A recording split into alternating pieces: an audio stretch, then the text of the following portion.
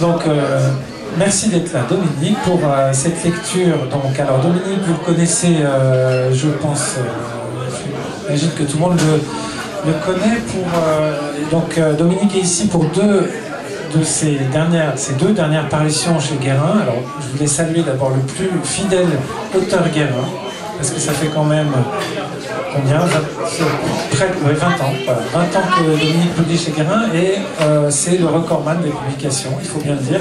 Il y a dans ton œuvre, disons, deux volets. Un volet très humoristique qu'on va célébrer ce soir, dans la veine du port de la mer de glace, et un volet qui est très important pour nous aussi, mais Dominique a publié Skieur du ciel, Les refuges du Mont Blanc, enfin, une biographie de Béraud. Il a également un volet extrêmement sérieux dans son œuvre. Voilà. Mais ce soir, ce qui est à l'honneur, c'est donc le port de la mer de glace, dont on célèbre les 20 ans avec une édition collector, et la suite du port de la mer de glace. Alors Dominique nous emmène au Groenland avec ses personnages, ses héros. Où est-ce qu'il nous emmènera la prochaine fois? Je ne sais pas. Lui, c'est voilà, donc je pense qu'il est temps de lui laisser la parole, et de laisser la parole à Lorraine qui a choisi des extraits du livre. Bonsoir. Merci d'être venu. Surtout dans un bar, c'est toujours dangereux. Oui, moi je suis très heureux déjà qu'on célèbre les 20 ans du port de la mer de glace. C'est rare qu'on célèbre un bouquin. Là, chez Guérin, ils ont fait vraiment un très très beau livre. Ils m'ont demandé de faire une trentaine d'illustrations pour accompagner le texte. Et le résultat, je trouve que c'est vraiment une bonne gueule. La couverture notamment est très réussie. Et puis donc, après le port de la mer de glace, j'avais commencé à écrire une suite avec un personnage qu'on disait de développer, qui s'appelle la Pévote, que je présente déjà dans le port de la mer de glace. Et puis après je suis parti, comme l'a dit Charlie, dans d'autres aventures, et j'avais laissé ce texte de côté. Et puis il y a à peu près 3-4 ans, j'ai eu envie de retrouver mes personnages du port de la mer de glace. Non pas, moi j'avais 20 ans de plus, mais eux sont juste après l'histoire de l'ascension des Drues. Et ils décident de partir en mer, faire un petit périple en bateau, à voile, direction les Bahamas. Mais comme ils ont des petits problèmes d'orientation, ils se retrouvent sur la côte est du Groenland. Et pour ceux qui ne savent pas, le port de la mer de glace, c'est le nom d'un bar. C'était d'ailleurs ce nom qui m'avait attiré comme un clin d'œil. Un nom original pour une fois, à 2 pas de la capitale de l'alpinisme. Toute dévouée au tourisme, où les enseignes commerciales se contentaient le plus souvent d'évoquer la beauté des cimes. Bar des glaciers, café des marmottes, brasserie des alpages.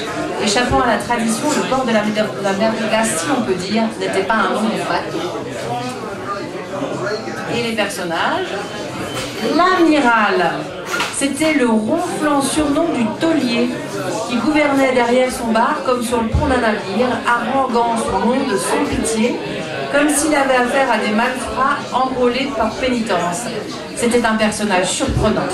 Sa logique des choses ne tenait qu'à lui. On aurait dit qu'il n'existait sur Terre, il serait plus exact de dire à Terre, que le port de la mer de glace, ses clients et ce qu'ils buvaient. Le reste, au-delà des portes du bar, n'était pas simplement extérieur, mais hors de sa réalité, et donc, quelque part, imaginaire. Fernando, le boulanger.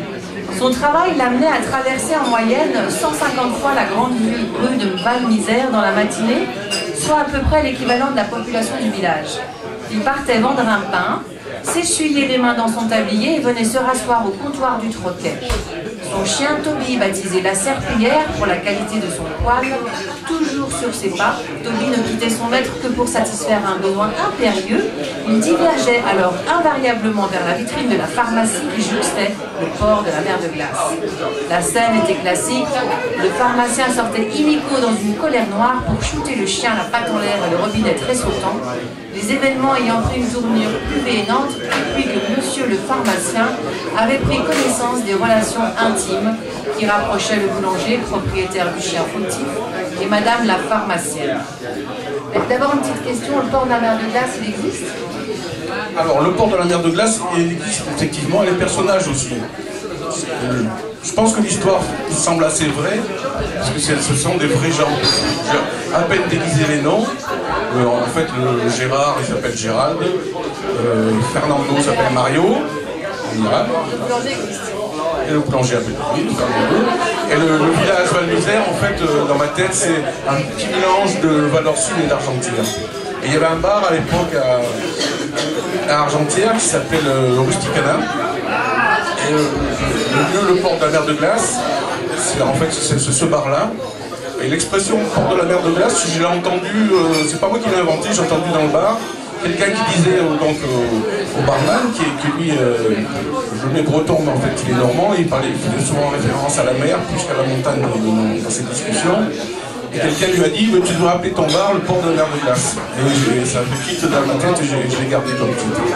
Il y a les deux cantonniers. Les deux cantonniers passaient tous les jours à 10h30 précises. Ils prenaient alors possession de l'espace de comptoir qui leur était imparti par une succession de gestes 1000 fois répétés dans un parfait ensemble. Et non sans une certaine solennité, tout d'abord le paquet de cigarettes, des gauloises bleues posées à côté du verre, à sa droite, et le briquet posé sur le paquet, orienté dans la même direction. Puis le tabouret de bar, d'un geste de repli assez technique de la cheville droite, glissé sous les fesses, tandis que le coude gauche se calait sur le zinc, et enfin la main droite qui venait se saisir du petit verre de blanc sans en renverser la moindre goutte, pour l'amener jusqu'aux lèvres déjà pointées en cul de poule, avides comme des éponges. Un léger battement de paupières accompagnant la première gorgée clôturait le cérémonial. C'était bien plus qu'une scène ordinaire de libération, il y avait du devoir. Et quand on y existe, ceux-là, je les ai piqués à Valorcine.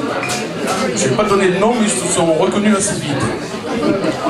Et ils font un très bon passage dans le tome 2. Dans le port de la mer de glace, il y a Clint Eastwood. À force de vie solitaire, il devait avoir une trentaine d'années. Il avait construit autour de lui un monde étrange qui n'avait plus grand-chose à voir avec la réalité que l'on connaît et qui dépendait d'une série de règles obscures que seul lui-même avait expérimentées. Par exemple, on doit toujours choisir la solution de gauche, précepte dont l'application immédiate consistait toujours à tourner à gauche. Ainsi, en sortant du port de la mer de glace, il partait systématiquement vers le bas, à gauche, donc même si sa maison se trouvait en haut du village sur la droite. Autre principe essentiel, on ne peut avancer vers la lumière qu'en tellurique, terme générique dont la manifestation la plus visible était de marcher pieds nus. Clint Eastwood, c'est le héros du port de la mer de glace. Le héros du port de la mer de glace, et on va le retrouver dans le tome 3. Alors ça, c'est une excuse. Il n'est pas mort?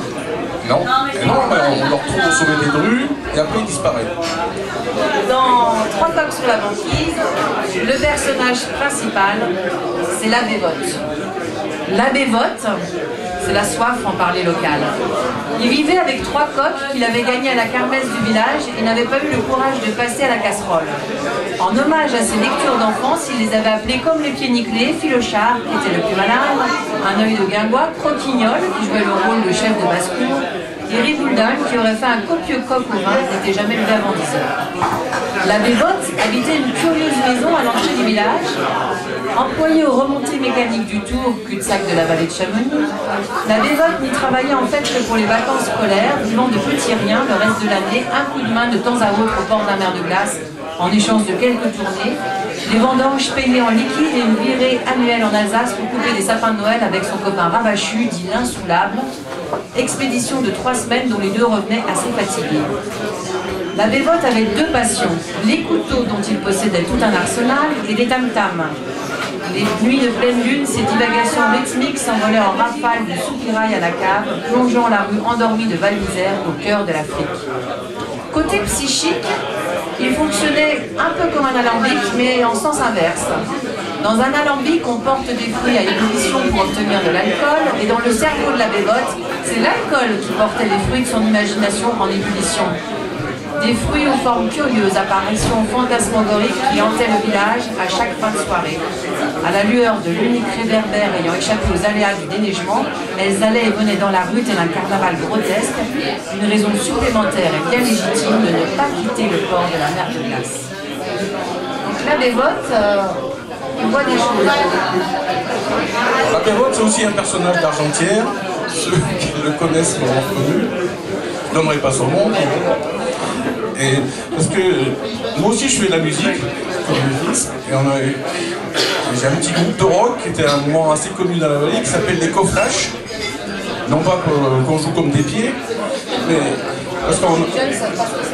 Les Coflash, c'est des marques de chaussures. Donc la première fois qu'on a répété, la dernière fois d'ailleurs, parce qu'on a fait se mettre sur la gueule, c'était dans un local de matériel à l'UCPA. Et quand on s'est dit comment on s'appelle, partout c'était marqué Coflash, donc on va s'appeler Coflash. Et un jour, un anglais m'a dit, tu sais ce que ça veut dire, Coflash en anglais? En fait, Co c'est la vache, et Flash c'est la bouse de vache quand elle tombe. Je trouvais que ça correspondait bien à l'esprit rustique du groupe. Et donc la Bévote était le percussionniste des Coflash. C'est-à-dire que c'est vrai que le soir, quand il a un peu trop bu, c'est-à-dire pas mal, il invente des personnages qu'il imagine circuler dans la rue. Et ça va être un des ressorts de l'histoire dans les trois coqs sur la moitié. Et pour l'histoire des coqs, avec les Coflash, on a fait une tournée en Thaïlande en 97, tournée assez extraordinaire du groupe musical. On avait fait plusieurs concerts pour faire un petit peu des économies, puis on était parti en voyage en Thaïlande. Et un jour, la Bévote a disparu. On l'a retrouvé au petit matin, il était en train de dormir, il y avait des coqs qui étaient en train de lui sauter dessus comme ça. Et c'est là que j'ai fait le lien entre j'ai dit, je vais l'associer à des coqs pour faire un petit peu de vie animale. Et pour juste un petit aparté sur cette tournée en Thaïlande, le départ a été assez monumental, parce que donc on s'est retrouvé au Rusticana, donc en port d'Aver de Glace, les musiciens, tout le matériel, et donc on partait pour Orly pour prendre l'avion. Et donc on avait un ami qui s'était porté volontaire pour faire le chauffeur du minibus, qui lui ne buvait pas. Et nous, cette soirée-là, on a fait vraiment une bonne soirée.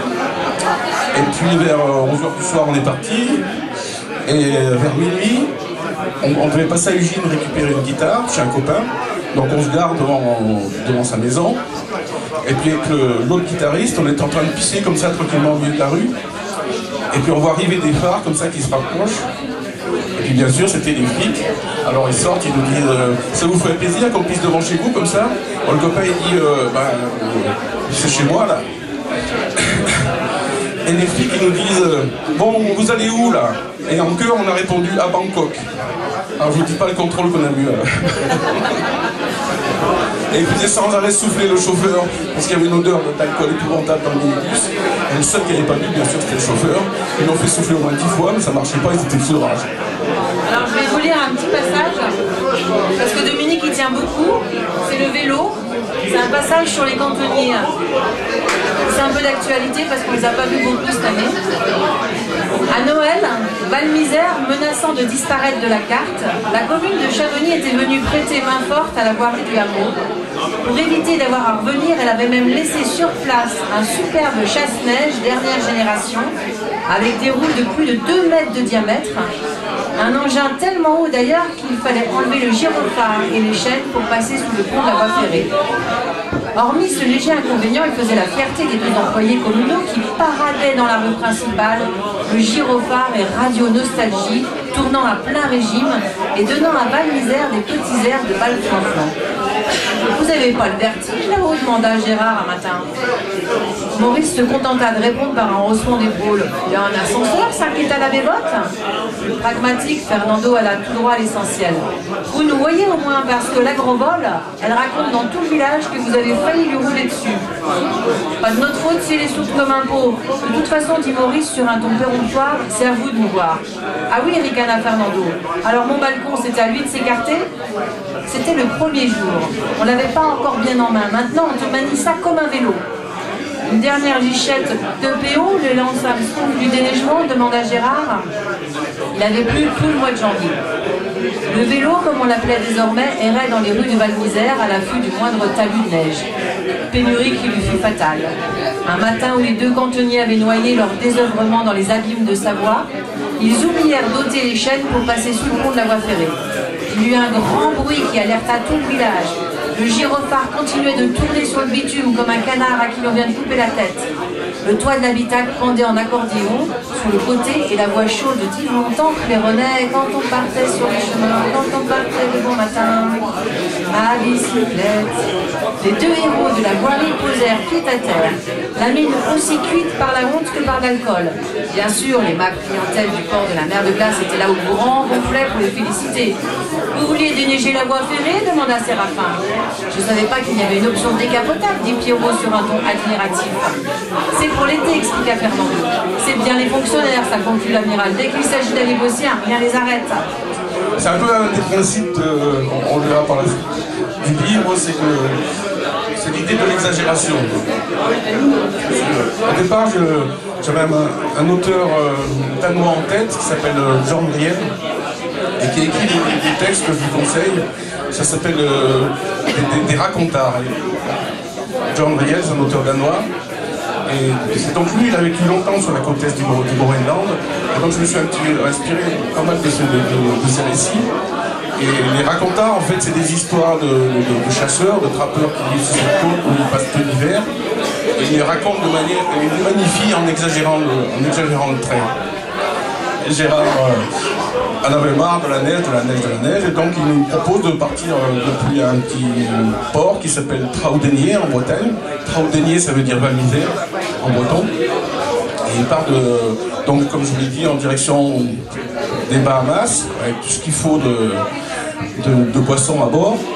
Et puis un peu suite aux erreurs de navigation, poussé par une tempête, ils se trouvent donc sur la côte est du Groenland, où ils vont faire la connaissance d'un chaman, je vais faire un petit peu courte, un chaman qui a rencontré en rendant ses peaux une Marseillaise, Georgette, laquelle Georgette va prendre, faire une mainmise sur le village d'Imaxikou. Alors Imaxikou, pour ceux qui ne savent pas, Imaxikou ça veut dire Val-Misère en groenlandais. Parce que tu as appris le groenlandais, quoi. J'ai appris le groenlandais. C'est pas facile d'ailleurs, c'est que les mots les uns après les autres.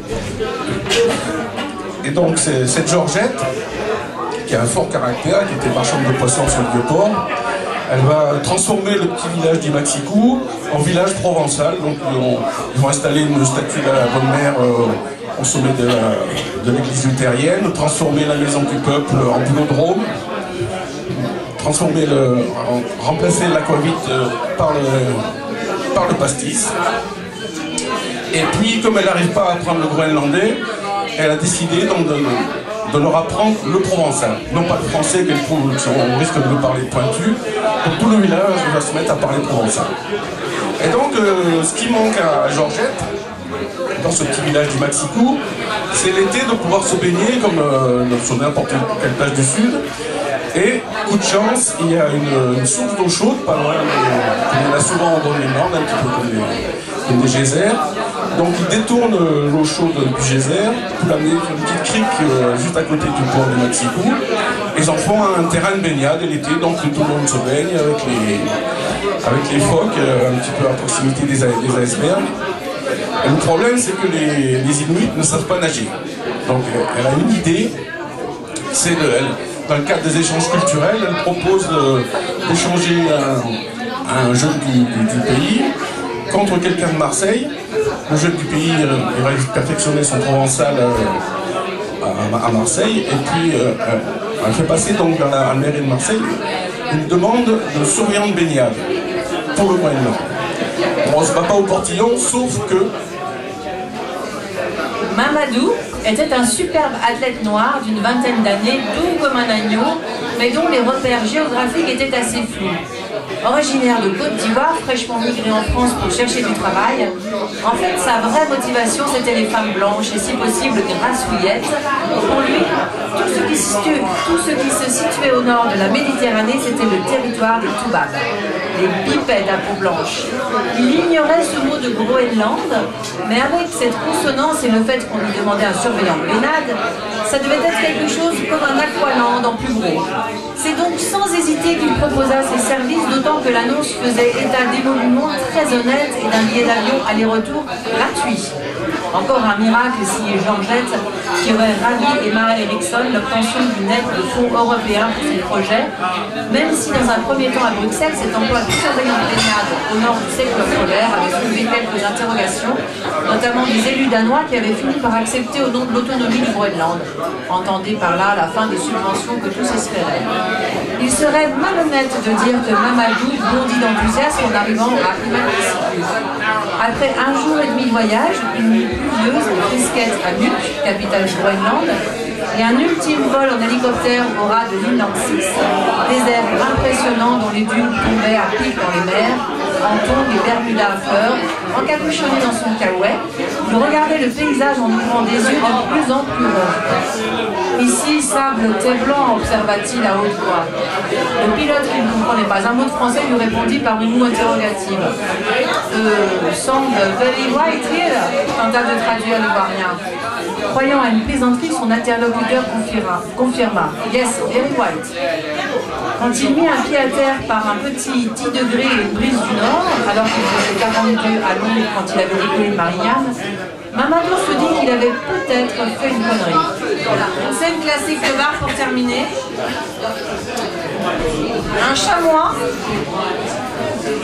Un chamois croise un serpent pour la première fois. Il le regarde bizarrement et lui demande « Tu fais quoi, toi, pour avancer? Tu fais comment? T'as pas de pattes ?»« Bah, tu vois, je tortille du cul, comme ça. » Le chamois continue son chemin. Mais il y a un truc qui va pas. Il revient en arrière et demande au serpent « Et tu fais comment pour te reproduire? T'as pas de couilles? »« Mais tu fais chier, quoi. J'en ai pas besoin, je prends des œufs. » Le chamois repart et fait encore demi-tour. « Et tu fais comment pour manger? T'as pas de main? » J'en ai pas besoin, j'ouvre ma grande gueule et j'avale ma proie. Alors comme ça, tu tortilles du cul, t'as pas de couilles et t'as une grande gueule? C'est pas moniteur de ski par hasard.